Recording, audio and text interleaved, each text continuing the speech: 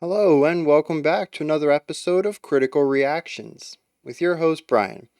We're going to wrap up today with a creator request, which is where a band gets in contact with me and asks me to check out their stuff. Today we have one from AVELION. He said, "Hey, Orest here from AVELION, prog metal band from Italy. It would be really great for you to give us feedback on our new single, Bound to Blackness.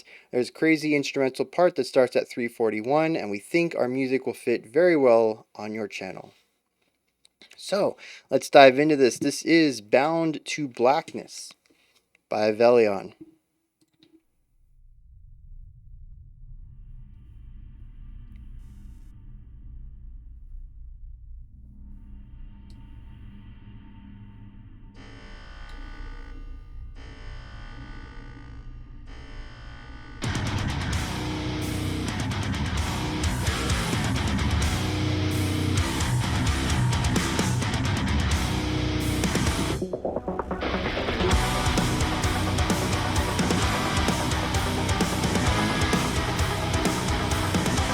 Yeah, I like that rising chord progression.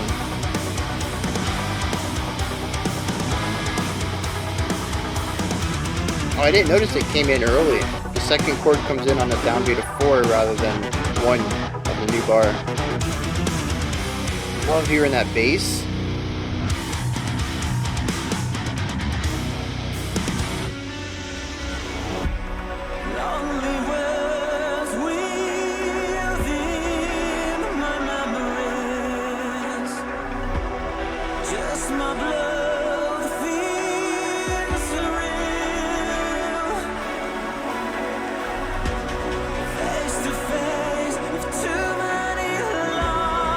Yeah, so we're in a 9-4.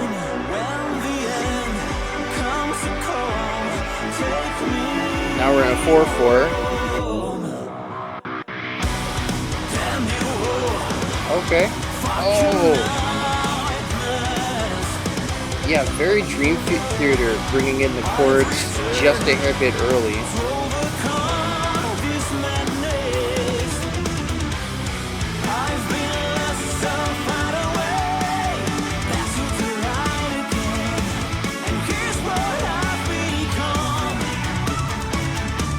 Actually, you know, I'm replaying that last section. I think we're in 7-8, which is why the chords felt early.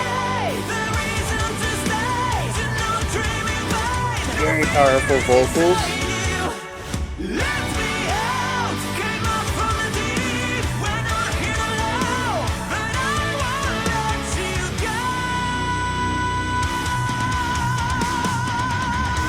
Yeah, nice tapering off with the vibrato.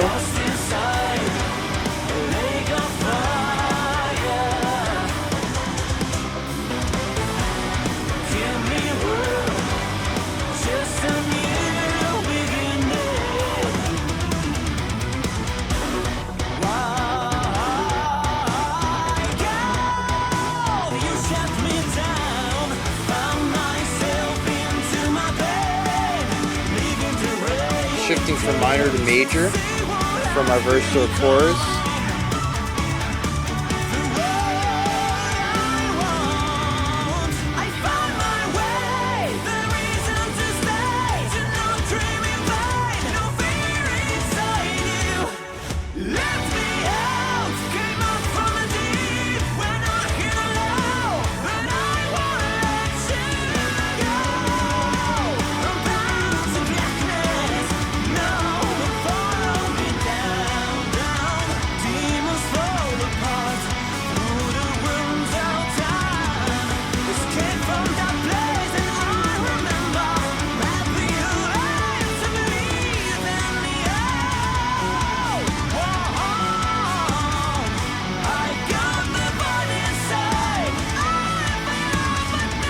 Yep, 7-8.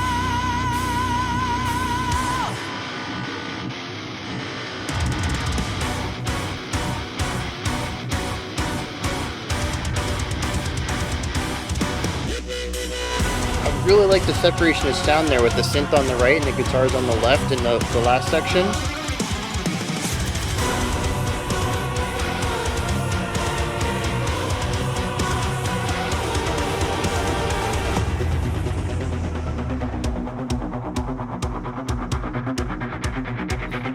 Yeah, the bass kick pushing from downbeats to offbeats.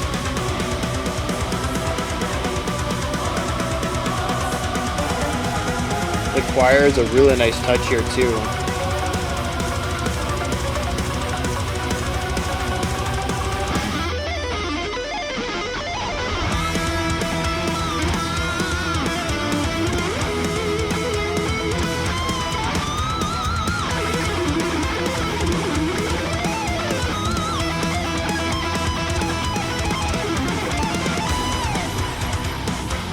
Okay.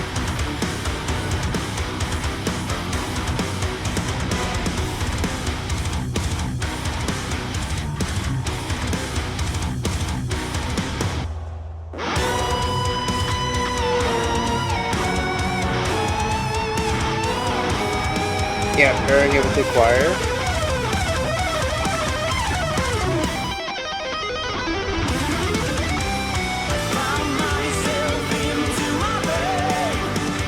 Interesting transition there, moving between the two emotive vibes.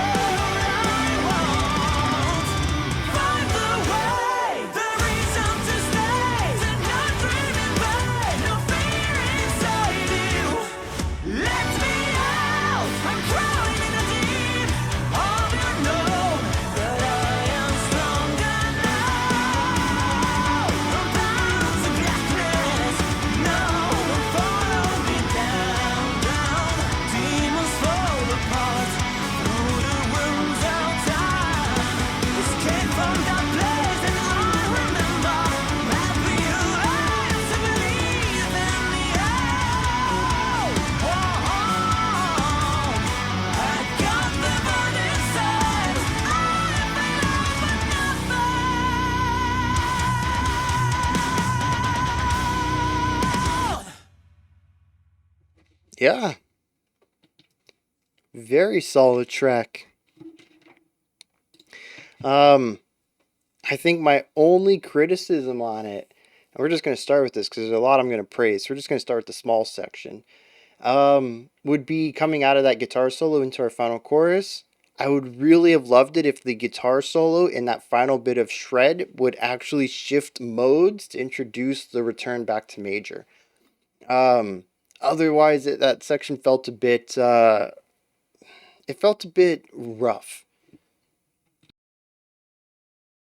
But honestly, it's such a small little thing to have a criticism on, especially given that there was 6 or so minutes of stuff that I'm going to praise. So I mean, phenomenal job on this track, and that I mean, it might even just be a preferential thing. There might be other people like, no, I don't change the guitar solo at all. And of course, if that's exactly what you wanted to do there, don't worry about it either. But you know, if AVELION, if you felt that section was always a little rough, you just didn't know what to do, that's something I would probably suggest trying at least and seeing how it flows in future projects. If you ever feel that same feeling again, that two sections aren't working well together, just try to find something that's going to be coming up in the next part and apply it to the end of the part you're in.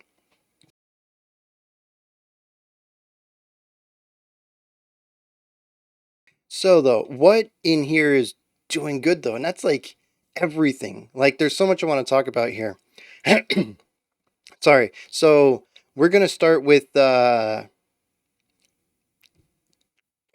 man.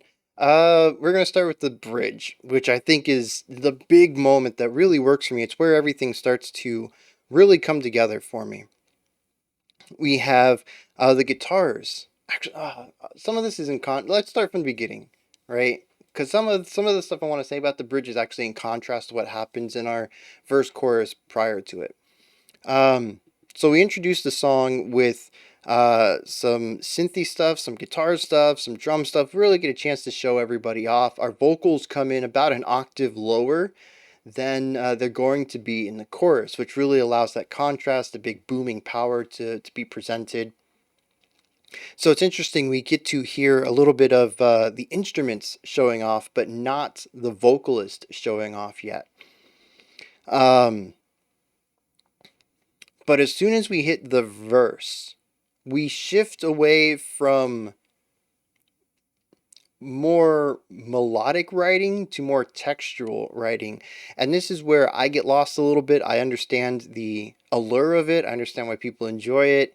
It's just not my cup of tea, which is the guitars shifting to 3 bars of pedal tone followed by a lick to end the phrase. I'm just not that big of a fan of sitting on a single note that long. But I'm basically raising a complaint to an entire genre of music, not just to this song. So we're just going to pass over that real quick. The synths carry this section, the keyboardist.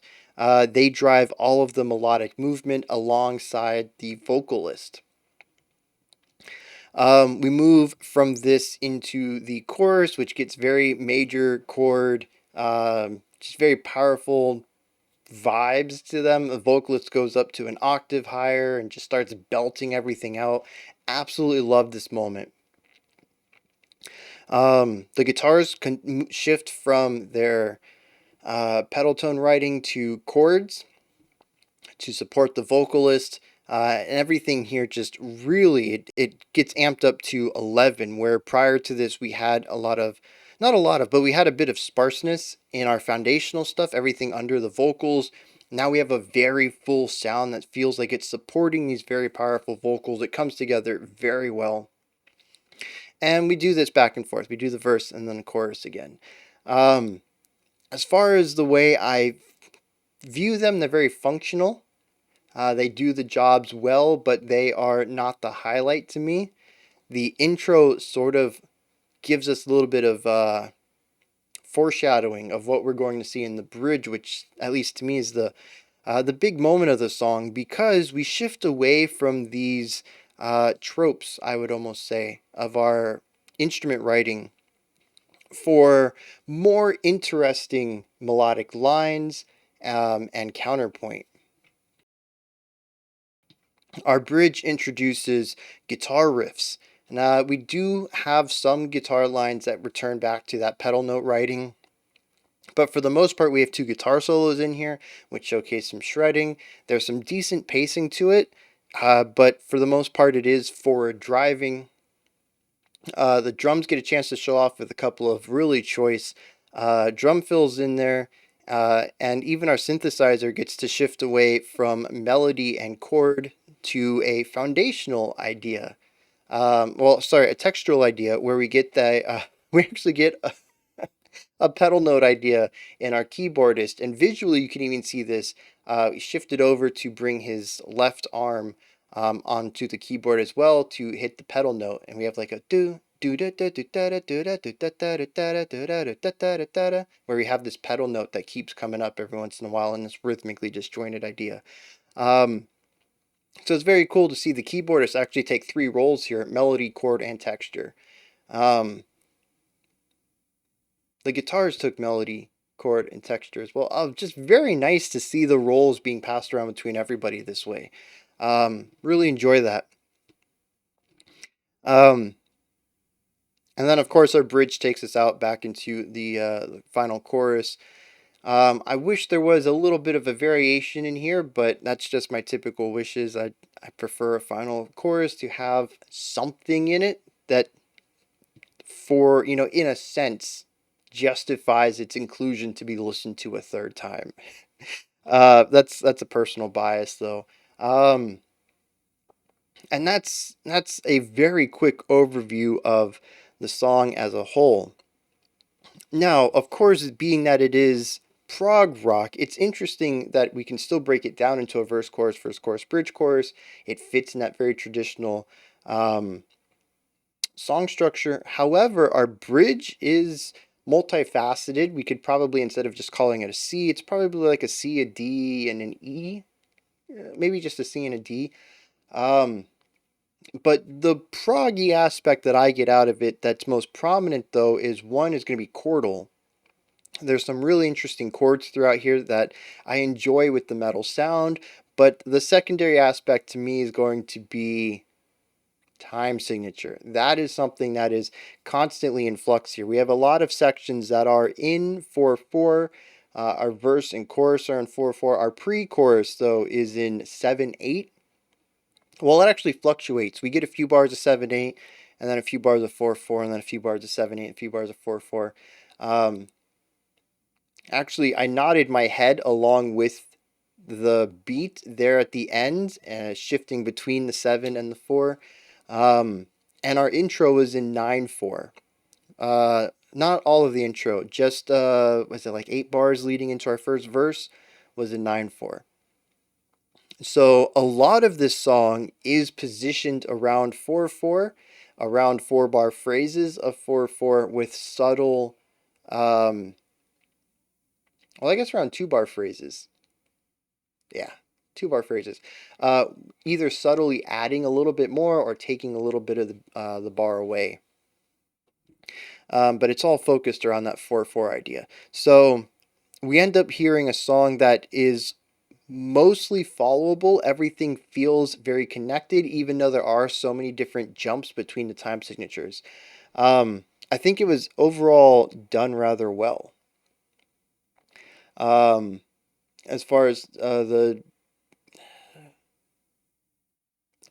not the connectiveness between all these different time signatures, none of them really felt too far out of place, and the fact that we used standardized phrasing for them, a lot of this was done in 4 bar phrases or 2 bar phrases, helps them all feel very connected to each other, which helps because sonically the song is very palatable. I wouldn't say there's anything in here that really pushes against uh, a metal or even a rock listener's ear.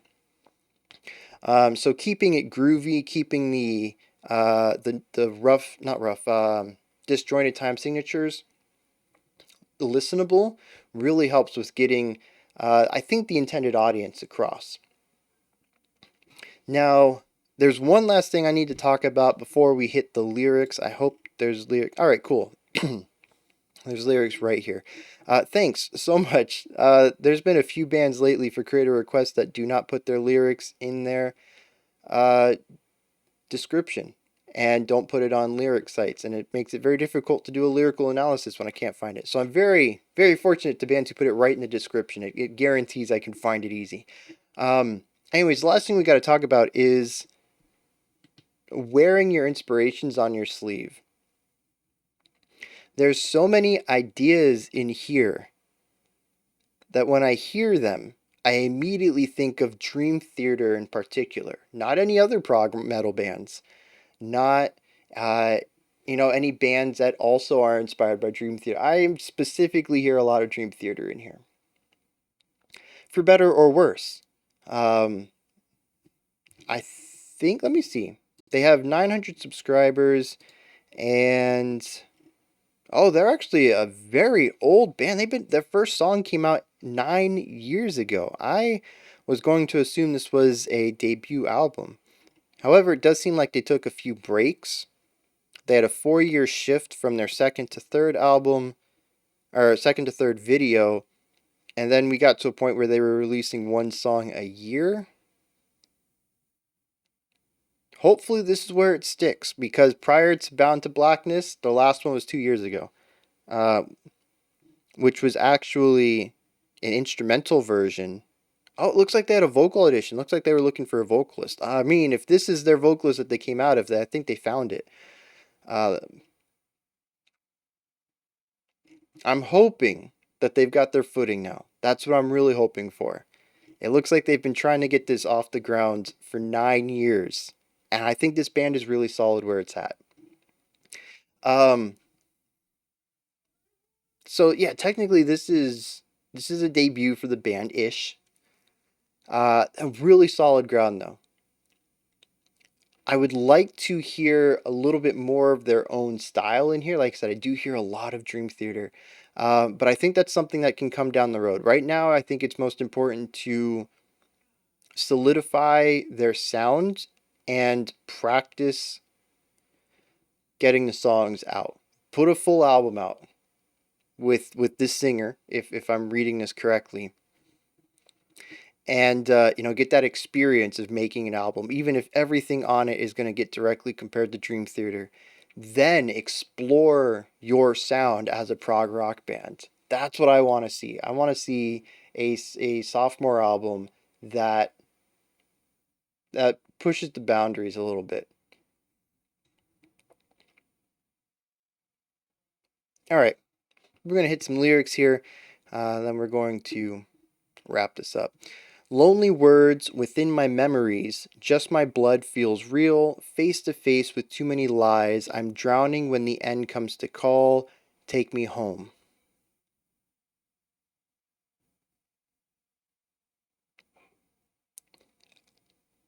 I've no, I mean, maybe it's just, this isn't about the band itself, but maybe it's just metal and rock in general. Um, I'm just, as we do more and more of these creator requests, it's frequent that we're finding so many lyrical themes of isolation, loneliness, and anger. Those seem to be the big themes that a lot of these hit on. And I don't have an insight to that. It's just a pattern I've noticed. I don't know if it's just a coincidence with the bands that get in contact with me and the order I've done them in, or if maybe there is something else to it. Because, I don't know, metal's an aggressive sound. I guess it makes sense to have aggression in the lyrics or anger, but I don't know. I think it's interesting. As soon as it said lonely words, my brain was like, well, this is familiar.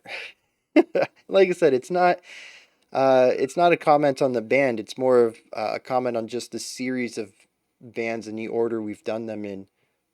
That this creator request, just the program seems to pick up bands that have lyrics with these themes. So, anyways, we have somebody who is they feel alone and maybe even disconnected from reality, um, and they've been brought down by other people. It says, I'm face to face with too many lies and I'm drowning. Although I suppose that this could mean that they have told too many lies and now they're caught in the weight of maintaining all that. It says, damn you all these nightmares, I've returned to overcome this madness. I've been lost so far away, I'm back to the light again, and here's what I've become. Life. I found my way, the reason to stay, to not dream in vain, no fear inside you. Let me out, I came up from the deep when I hit the low, but I won't let you go. Lost inside a lake of fire, give me world, just a new beginning, why God, you shot me down. I find myself into my pain, leaving the rainy days to see what I've become, the world that I want. So yeah, interesting. So this actually takes a very different turn. This says that I was angry and alone, and I jumped the gun on that one. And the chorus is very much, but I came back from that. And I love that. And that's probably where the minor major shift comes from, with the more aggressive opening and then the more solemn verse into the very bright and powerful chorus. Um, then we have the bridge, I think, because I think I ran into the the second verse there a little bit. The bridge says, I'm bound to blackness. No, don't follow me down. Demons fall apart through the wounds of time. Escape from that place that I remember. I'll be alive to believe in you. I got the void inside. I believe in nothing. I find myself into my pain, leaving the rainy days to see what I've become, the world I want.